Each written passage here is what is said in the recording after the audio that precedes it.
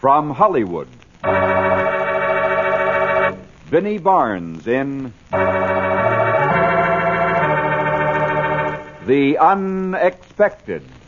The Unexpected. The Unexpected.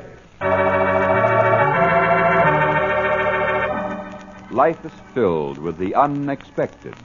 Happy, romantic, tragic, and mysterious endings to our most ordinary actions. Dreams come true, or dreams are shattered by sudden twists of fate. In The Unexpected.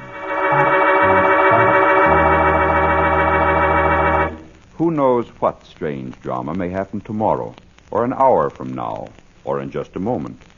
Who knows what destiny has in store for the lady down the street, the fellow at the next desk, or for you yourself? Who knows? Listen in just a moment for The Unexpected.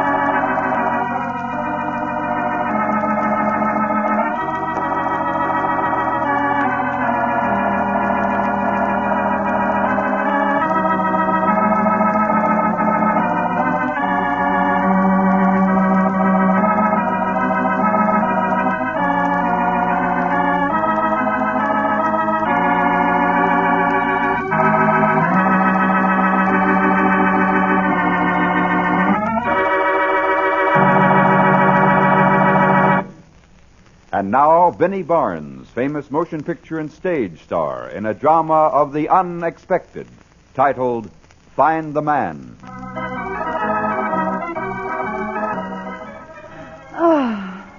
School was over for that year.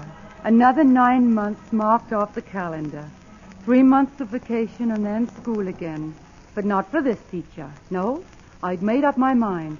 By next fall, I'd be lighting pipes instead of sharpening pencils, hunting for collar buttons, not examination questions, and laying out bedroom slippers rather than planning lectures. Yes, by next fall, I'd be a different woman. Cora, is that you? I guess You're so. a little late. What were you doing? Buying a bathing suit. Oh, I'd like to see it. Here it is. In that little package? Oh, it's that kind of a bathing suit. Say, what are you up to? Up to? You know very well what I mean. You're planning something. That blue evening dress and that black thing. I can't imagine where you'll wear that. To bed. It's a nightgown. Cora, has something happened to you? Not yet, but I have hope. Could you diagram that sentence, Miss Atkins? I'd be glad to. Subject, Cora Atkins. Verb, tired. Very tired of teaching school. Object, a man. With a modifier, of course. Marriage. You mean you're deliberately going out to try to find a man? To collect a scalp. Exactly. Cora! Well, I have arranged to set my trap for 2 weeks in an exclusive resort at Owl Lake. I have baited it with 3 new hats, riding breeches, a cocktail dress, an evening gown, and a two-piece bathing suit. And you, my dear Gail, will need a different roommate next fall. I hope.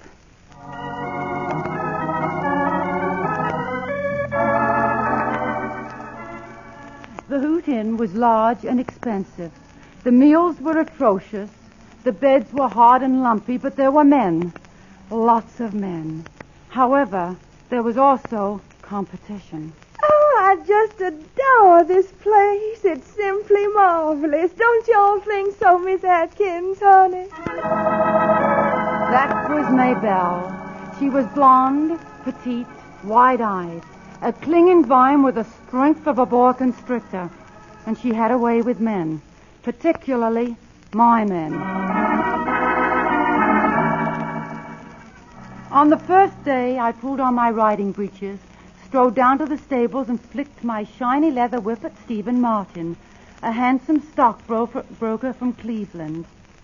Why, yes, Mr. Martin. I really do believe I'd enjoy a canter this morning. They say that the view from Elk's Peak is simply breathtaking. Oh, Stevie, honey lamb, I've been looking all over for you.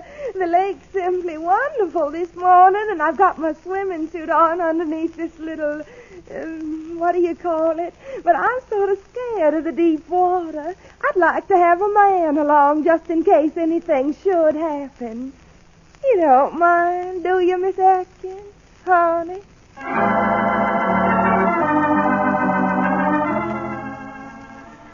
That night, I had arranged a charming foursome of bridge. An elderly couple from Boston, a scholarly young archaeologist from Albuquerque, and my new cocktail dress. The cards were dealt, the hand was bid. The archaeologist was digging deep within my eyes when suddenly someone trumped my king. Oh, Clifford, I'm so glad you're dummy. A little group of us are planning to drive into town for the Saturday night dance, and we've just got to have your car.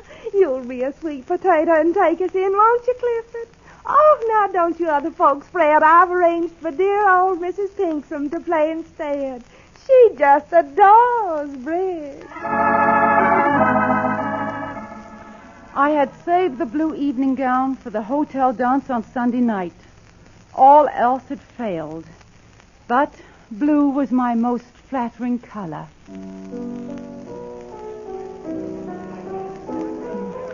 Tony Ginkus was a professional football player with the Tallahassee Goats. As we danced, he held me in his arms like a pigskin, and I waited for the first forward pass.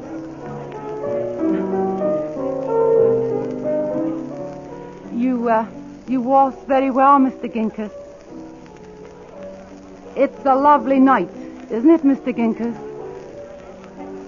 I said it's a lovely night, isn't it? Huh? Would you like to walk out on the veranda? No, I suppose not. Just what the hell you were thinking about at this moment, Mr. Ginkus? Knut Rockney. Oh, yes, I see. Well, let's not talk anymore. Let's just sweep on into the night.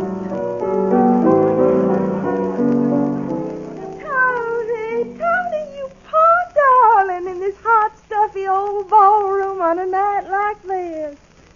Time for our moonlight ride. Oh, now, don't tell me you've forgotten. Ooh. I'm fearful sorry to drag him away, Cora, but we can't keep the horses waiting. No, I understand. Oh, do you, honey? Well, that's nice. It's a pity you aren't dressed for riding.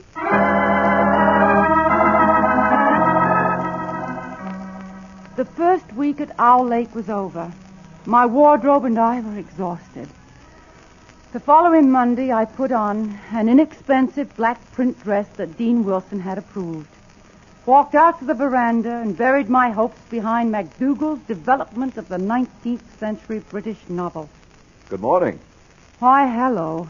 Am I interrupting you? No, not a bit. Sit down, won't you? Well, thank you. You're Cora Atkins, aren't you? Why, yes. Yes, I am. How did you know? I asked. Oh. I'm Max Thompson. Why, how do you do, Mr. Thompson? You know, I've been watching you for the last week. But today you seem somehow more approachable. More like the sort of woman I'd like to know. Perhaps you'd care to join me. I was just heading up toward Elk's Peak. I hear the view is breathtaking.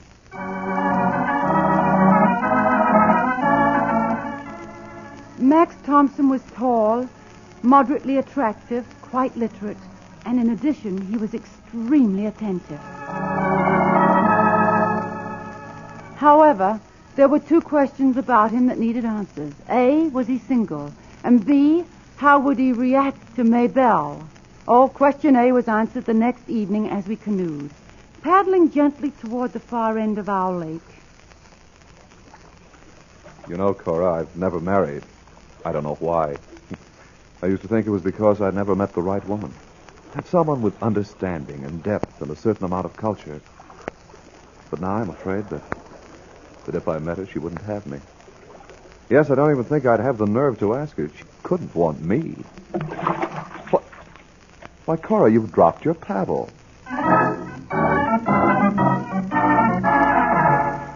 Men worry about the strangest things. But question B was a more difficult problem. And on my last night at Owl Lake, the scent of magnolias wafted over my romance, and I shivered with apprehension.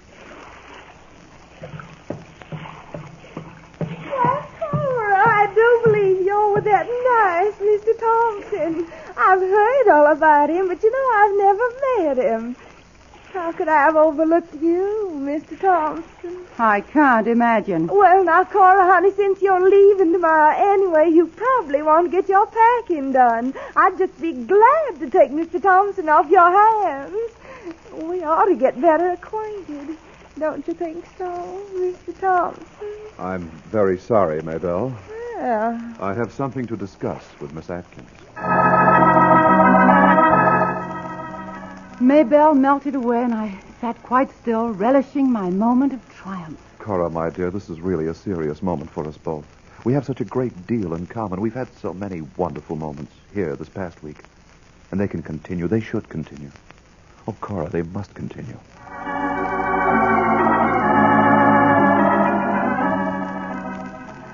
I relaxed slightly. The crisis was past. I knew then that my days as a schoolteacher were over.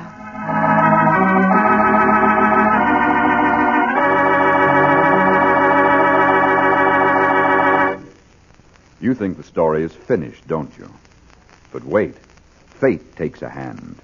Wait for the unexpected.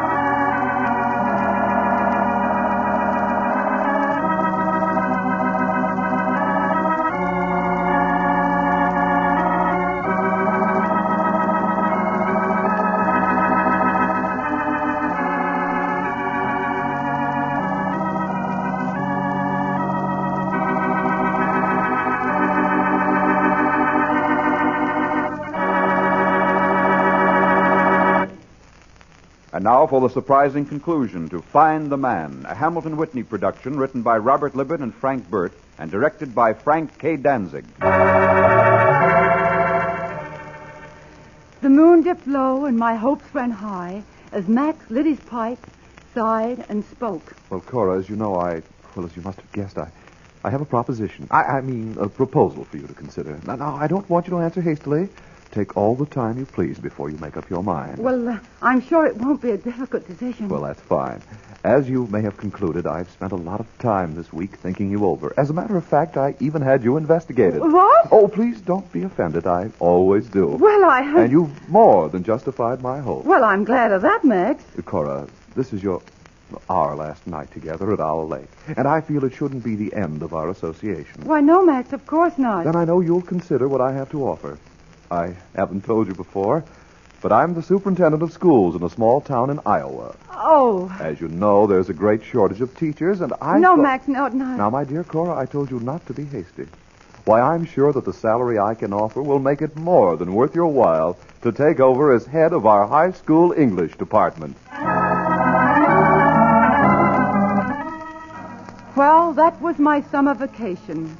And next year I'm going to Columbia and work toward my master's degree. Or, on second thought, I may make it Vassar.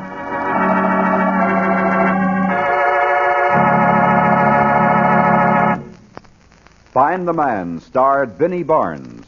Listen in again soon when another of your favorite motion picture stars meets the unexpected.